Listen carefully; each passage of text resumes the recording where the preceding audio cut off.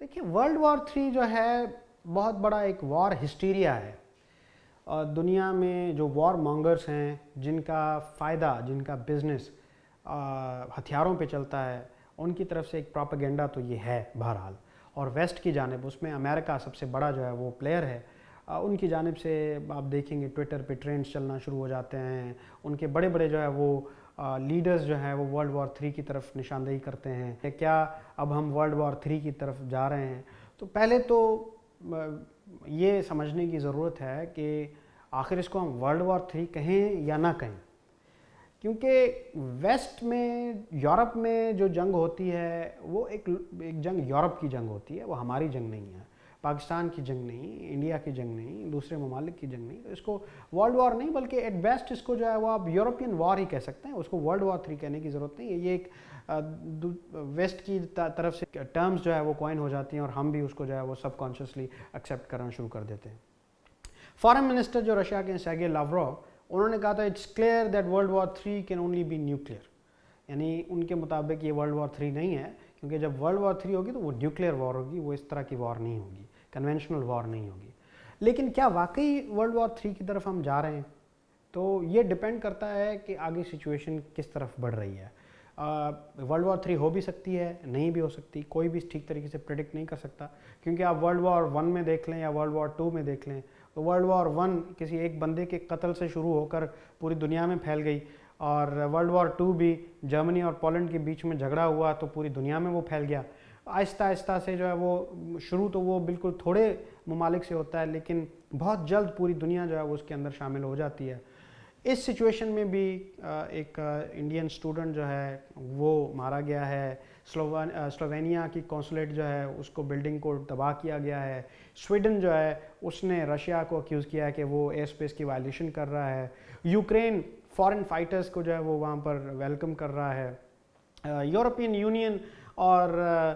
جتنے بھی آپ کے یو ایس ہے وہ یوکرین کو ہتھیار فراہم کر رہا ہے اور پورا ان کے ساتھ کھڑا ہے۔ رشیا نے چرنوبل جو ہے یورپ کا سب سے بڑا نیوکلیئر پلانٹ، اس کو کیپچر کر لیا ہے۔ نیٹو نے اپنی ڈپلائمنٹ ایسٹرن یورپ کے اندر بڑھا دی ہے۔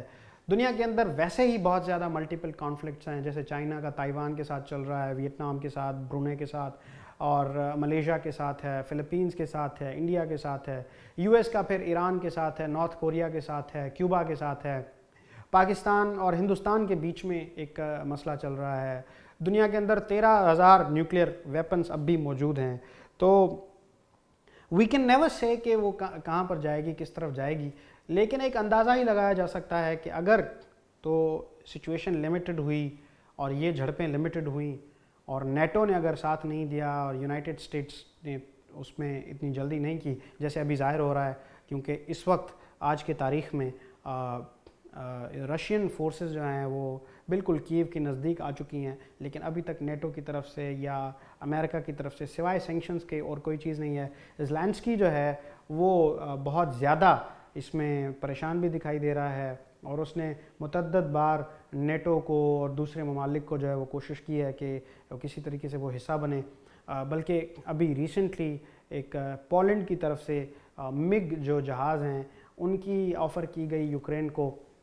کہ وہ لاجسٹک سپورٹ چاہیے تھی ان کو یونائٹڈ اسٹیٹس کی طرف سے کہ وہ وہاں سے جہاز لے کے مگ جو ہے وہ وہاں پر جرمنی میں لے کے جائیں اور جرمنی سے پھر ان کو یوکرین کے حوالے کر دیں، لیکن یونائٹڈ اسٹیٹس نے بالکل منع کر دیا۔ یونائٹڈ اسٹیٹس نے کہا کہ جی یہ ان کا علیحدہ فیصلہ ہے، وہ اپنے ملک کے مفادات میں جو بھی فیصلہ کرنا چاہیں کریں گے، لیکن یو ایس جو ہے وہ ان کو لاجسٹک سپورٹ نہیں دے سکتا کیونکہ U S is not party to it. اور اس کے بعد پھر ان کو بڑی امبیرسمنٹ ہوئی پولینڈ کو، پولینڈ نے پھر یہ کہا کہ نیٹو جو ہے وہ بھی اس کا پارٹی نہیں ہے، تو جس کی وجہ سے پھر وہ ایک سچویشن بڑی امبیرسنگ ان کے لیے ہو گئی۔ یعنی آپ دیکھ سکتے ہیں کہ نیٹو اور یورپین کنٹریز اور دوسرے بھی جو ہے وہ ڈیوائیڈڈ ہیں اس چیز کے اوپر۔ تو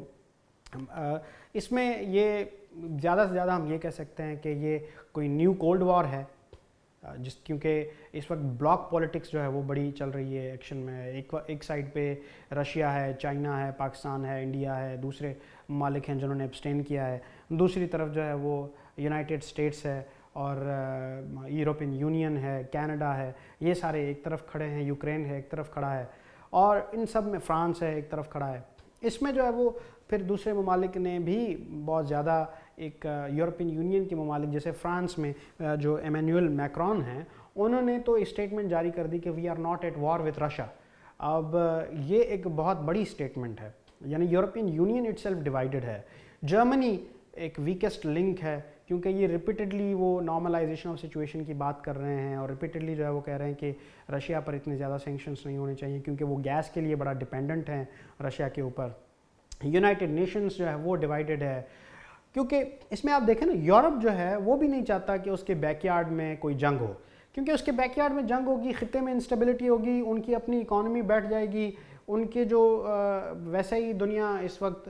بڑی مشکلات سے دوچار ہے کووڈ کو لے کے. اب اس کے بعد پھر یہ جنگ جب مسلط ہوگی تو یونائٹڈ اسٹیٹس کو اس کے کوئی جو نقصان نہیں پڑے گا, الٹا اس کو فائدہ ہوگا ہتھیار دینے سے, اس کی LNG کی پرائسز بڑھیں گی, اس کو فائدہ ہوگا. یورپ جو ہے نا اس کو بڑا نقصان پڑ رہا ہے کیونکہ اس کو انرجی نہیں مل رہی ہے, اس کی جو ہے وہ ٹریڈ جو ہے وہ نہیں ہو رہا ہے, خطے میں انسٹیبلٹی آ رہی ہے, ان کے اسٹاک ایکسچینجز تباہ ہو رہے ہیں. تو یورپ بھی نہیں چاہتا کہ وہاں پر کوئی کسی قسم کی جنگ ہو.